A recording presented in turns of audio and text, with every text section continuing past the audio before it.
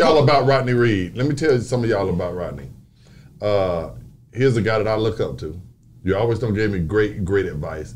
And you've done that with a lot of young artists.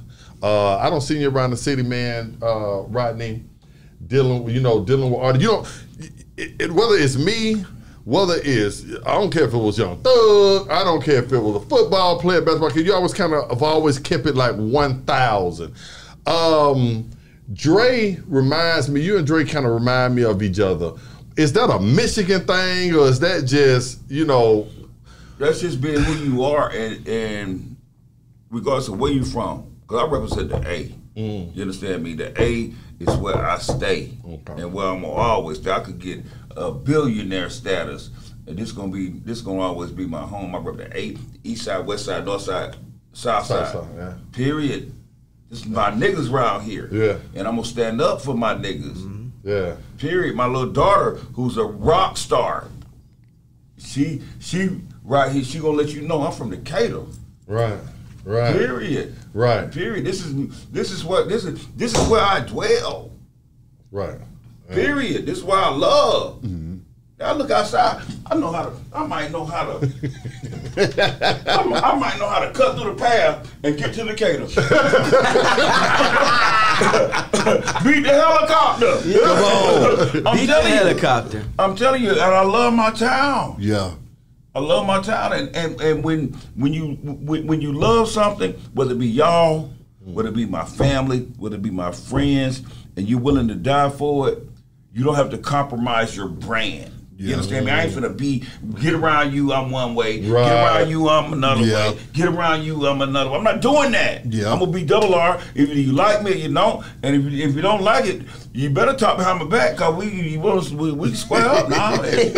You know, and handle it. Yeah. And I ain't no tough guy. Come on. But I stand for what I believe in, man. I believe in my child, man. Yeah. Double R, it's a lot going on in rap right now, and I need you to get some advice to these young guys. I know you were gonna go here. I got to, because you're the OG, and these young kids need to hear it. There's a lot going on in the industry. We have so many. We have a district attorney saying that in 60 days that indictments are coming for this and that, and we have rappers that are being killed every single day. You know, when we was coming up in rap, the biggest thing was, you know, we might have a 38 in our boot or something, and, you know, we might get to fighting at the club, but everybody was pretty much going home. You know, nowadays you got the philosophy. Yeah, but nowadays these kids, you know, are killing each other. Every week there's a new rapper dying. What do you feel like the state of hip hop is right now, and what advice, you know, as an OG, would you tell a young artist that's stepping in the game right now? I mean, I really, only advice I could give them, like I would give to my kids, like I would give to my brother, like I would give to you know, is you hit that mic hard. One, keep your business out the street, especially if you're doing something wrong. Right. You don't want to advertise it. You know, I come from an era when if you was in the game, you did everything in your power to not appear to be in the game. Right. You see what I'm saying? So you kept the heat off. You kept the robbers off for you. Now if you flashing, you know, and that seems to be the theme now. And I don't knock them. You understand me? I'm 50 years old. So I don't knock them. And you know, and I will easily pass the torch to my son, to one of y'all. You understand me? But we all close in age. But if you doing dirt, or you getting some illicit money, don't motherfucking tell about it. Don't bring attention to yourself. You bring the heat, man. The only reason the heat coming is because you bringing it. You understand me? Let's say drugs. I don't know nothing about that. I don't know about no scamming or nothing. But I'm retired now, so I can talk about it. But I know about drugs. And if you could be the biggest drug lord in the motherfucking country, excuse me for cussing. My mom, what you feel? My mom listen. My mom might, she might. Oh yeah. You going in the corner? Hold them books. Yeah. You could be the biggest drug, but don't tell it. You don't know. It's a nigga in that building right there, probably running everything They come through Atlanta, and you would never know it. He gonna get in his car. He gonna go to work. He gonna go up in that what's that the IBM building. He gonna go up and he gonna go up to Alpharetta. Get in his car, go home. He ain't on. Come on, man. He might be in a Subaru. You understand me? He ain't on there. You know, we have, for whatever reason, I guess it maybe comes from slavery to a degree, but we have always wanted to wear our worth on our sleeve. Yeah. To say we've made it. We free now. We've accomplished something. We got this. We got that. You understand me? And that bring heat. Yeah. If you're doing wrong. That goes back to the ancient times, though, because, you know, we got the pyramids and stuff. You know, the kings and queens, we always was dressed up in gold. Yeah. It's inherent. That's it. It's inherent, but if you're doing wrong, you can't broadcast it. And I don't get it another nigga. My granddad told me this, and I'm going to tell y'all this. If you spend 6 months of the year minding your own business, and the other 6 months of the year staying out another nigga business, you'll have a good year. Yeah. I'm telling you. That's OG. Come on. I don't care if a nigga gay, straight. I'm not in the nigga business. Come on. So I don't have no problem. Yeah. I go anywhere. And I go to West Side. He said, I fuck with everybody in my town. Right. Because I ain't in the nigga business. Yeah. You understand me? Only thing nigga gonna get mad at me about is that girl asking who is that? But you know, Rodney, now you know some people subscribe to the notion of this here, that as a black man, your business is my business because we are interconnected. So what you do will eventually affect the community. So if you're out here killing our young men, raping our women, spreading disease, genocide on our own people, that eventually it's going to come to your doorstep. So I want to say that by saying that a lot of business that blacks have is my business. It is my business if I see something wrong. If there's a rapist in the hood, it's my business to tell on him. You understand what I'm saying? You're not going to run around my hood snatching up our little girls and I know something about it and I'm saying, you know what, I'm going to mind my business. No, that is my business. Yeah. Now, so is that considered a snitch or no? That's not considered a snitch then, huh? No, a snitch is when you and I both go out to do something knowing that we're doing it and you get caught and I get away, and then I tell on you. That's what, we were in cahoots together. When the money was being split and the dope was being cooked, I was right there with you. Now, snitching is not, I'm going to work every day, and you riding around at the high school snatching up kids, and my baby goes there. You understand what I'm saying? I just wanted to clarify that for the young folks that listen. Absolutely, absolutely. Matter of fact, when I was talking to Dexter Tucker, you know, which was our partner. Yeah, most definitely. He was saying when it comes to, now, if you're doing, like Rodney said, if you're doing something criminally wrong with someone, then there's no talking. But if I'm not involved in something and it's something going to better the hood, then that's not snitching. If someone does something, no. He asked me that. He asked me that, Rodney. He asked me that. But me and him are talking. What straightening me? No. I'm straightening Jerry. But what I'm saying is this, Jerry, because I'm glad you brought that up right there. Yeah. We need to talk about that in our hood. Yeah. You see what I'm saying? If something happens to you, Rodney, be high, and I know about it, then I'm going to say something.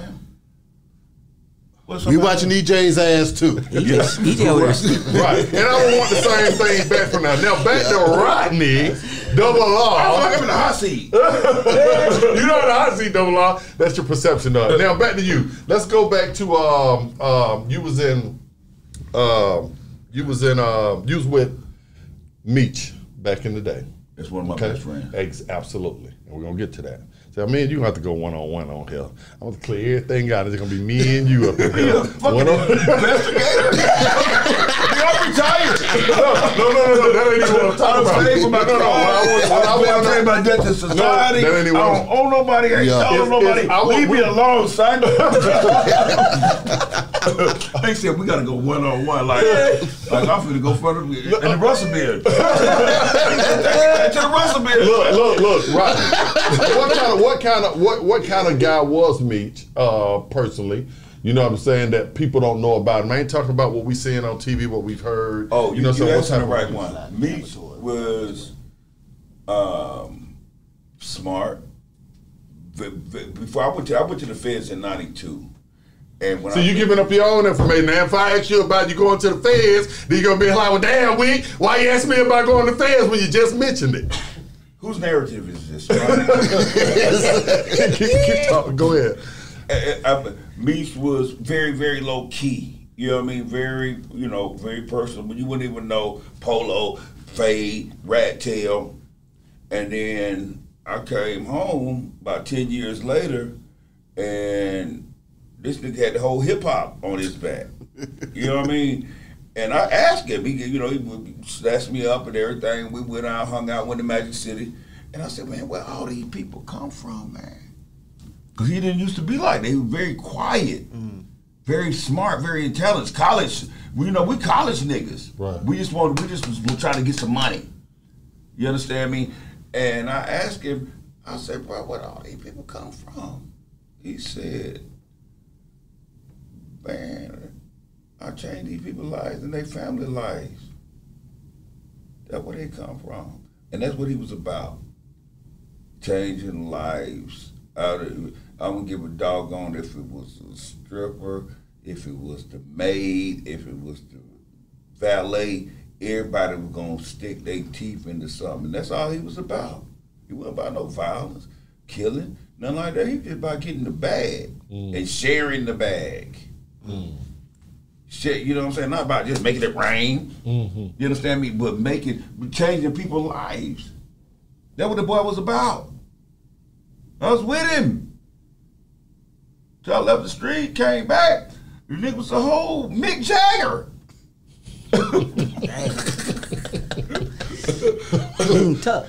I'm telling you, for real. But his number one operative and goal, and I think that's the reason. One of the things that fueled him to get all the money he could get, and in order to do that, you have to keep relationships good. You can't burn bridges. You can't tell on folks. Right now, dude's sitting in jail. We call him dude. Dude's sitting in jail, and he ain't told on nobody.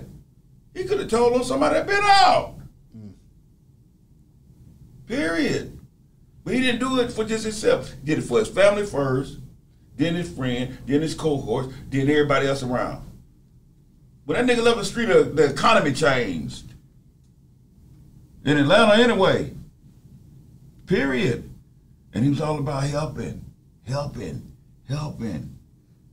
So, I'm not glorifying my past lifestyle or what we used to do, but we weren't about no pilfering our neighborhoods, mistreating our women, this, that, and the third. We was about trying to just get some bread. And then we get some, then that means you got some. So if I got some money, he got some money. If I got some money, you got some money. Period.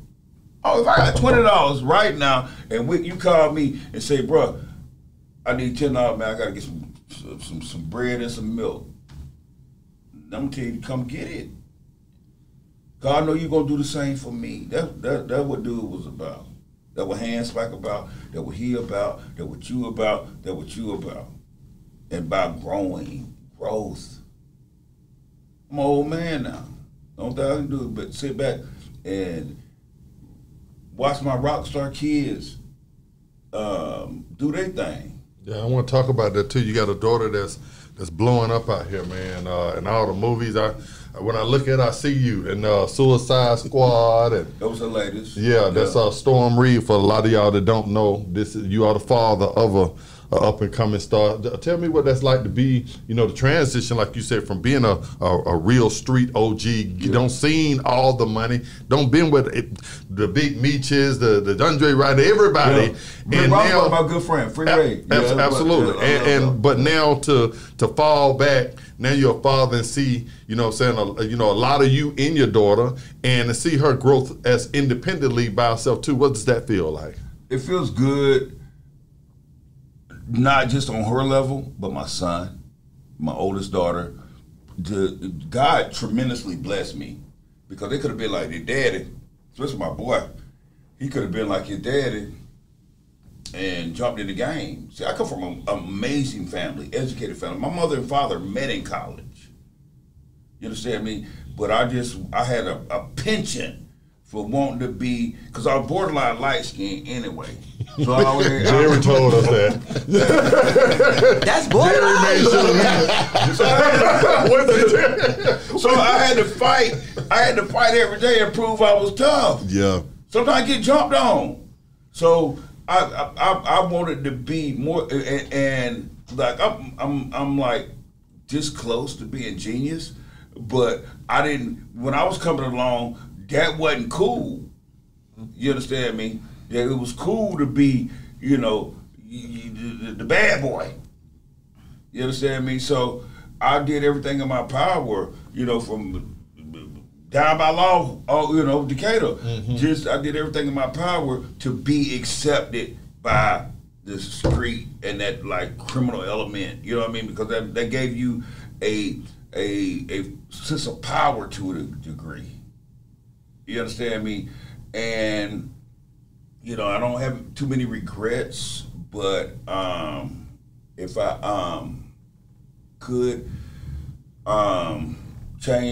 go back and change some things in time, I would do things a lot differently. But speaking on, you know, not to you know, fray from what you had, the question that you asked me, but to see my kids, not just Storm, but Joshua, Iman,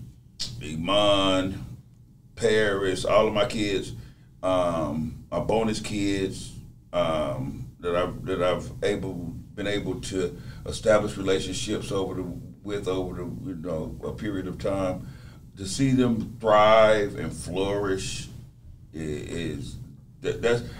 that's like my pay. Mm-hmm. You know what I mean? You know, I ain't in the game no more. I ain't got no whole lot. You know what I mean? I live an average life now. I miss the life. I live an average nice life now. But to see my kids, oh my God, especially my son. My son, you don't pick and choose. You know, you love all your children the same, and I do. But to have a boy that keeps their pants up, he come in here, he gonna say yes sir to you, yes sir to you. Ain't he, Jerry? Yeah, he is. Yeah, he just graduated from college. Yeah, much respect. Thinking about what grad school he gonna go to, knock your head off on the football field. You know what I'm saying? And that's my gift. You know, and you know, hopefully I get to see some good money again. You know, cause I've seen some good money. Double Law, talk about the good money and what was going through your mind at that time. Well, I just wanted to leak away right now, man. Yeah. You know, I ain't no holy roller, but you know, I want to do things that's pleasing to God. You know what I'm saying? That's why I'm super duper glad to be a part of this movie. You know what I'm saying? My motherfucking business partners, Jerry and Dan Spike and Dexter Tucker, we brothers. We all we got. Yeah. And you know, they brought me on, and then Trey Riser, can't stop with him. Yeah. Right. You know, without him, they brought me on board as the associate producer, and I try to do my best to knock it out the park. You understand me? Like Wicked and Nino. You know, they're my motherfucking babies, as we say in Michigan. They're my babies. Yeah. You know what I'm saying? Yeah. They can have a show at the municipal market down there. And Rodney gonna be there. Yeah, right. And stay to the end. Not one of them guys that stick their head in. You got to stick the head in, guys. Just let you know they was there for it. And I'm gonna say this, and I'm gonna close. But one of my favorite sayings is, "We all we got." Yeah. You know what I'm saying? I mean, and if we don't stick together as a community and a culture, you understand me? And you know, you can't tell folks, especially these younger people. You know what I'm saying? They got this big money. You understand me? And they want to boss ball, and you can't really blame them for that. But you know, to go back to your first question, is if you're doing anything illicit, try your best to keep it under wraps. You understand me? And you know, you can get away if you ain't doing it. Then rap about it. Right. Fake about it. Right. Put your big cap on. Right. Yeah, Lil Durk said you might well come in court and say you kill a man if you're rapping about it and you really did it. Yeah. You might well come and hold your hair up. I killed him. They said I heard through the grapevine that it came across my desk that it's what's the lady name? Fonnie? Yeah. Getting ready to come down with 2 more major indictments on rappers. Right. That's the district attorney from Atlanta that I was telling you about. It was in 60 days. And that, to me, like I said, that goes back to what I was talking about, the community stuff. That, believe it or not, and it depends on who it is, that affects the community when you have our moguls being snatched off the streets. These are future, you know, maybe billionaires. What happened to Kanye and Dr. Dre and stuff and Jay-Z and Puffy? How do we know that? They were smart enough to keep it under wraps. Absolutely. They might be shipping 100 blocks a day, right? But they ain't telling about it. Right. Well, so a lot of the phone talking about a lot of the young guys hearing that from you, a guy that has been to the feds, yes, man. A guy that has seen all that money, been with one of the biggest guys in Big Meech, and seen all this. Hearing that from you, it makes a difference in the community. Yeah. Whether business out the street. Exactly. Right. Before I let you go, while I got you right here, you're drinking on something. I want to talk to you about a great football player. He went by the name of Derek Thomas. He had passed, and yes, I was with him the day before he died. What? Yeah, he was. We was all together, and they were. He was with. Dre was playing for the Kansas City Chiefs, living in Kansas City. Dre had bought Bo Jackson an old house, and it was the gathering spot. And DT, all his teammates, everybody would come over, and we was all hanging out, and they was going to something, I think it was in New York or something, and they got on the road and had the tragic accident, you know what I'm saying, that left him paralyzed, and left him on a, what do you call it, life thing? Yeah. Life support. Yeah, life support. And, you know, and his mom said she wasn't gonna keep letting, you know, she wasn't gonna do him like that. And he passed away. But he was a headhunter. Yeah, I play football, you know, and that's my son plays football, and I hope maybe he'll go back to it. But he got a degree now, so he can go get him a job at Coca-Cola or something. I feel you.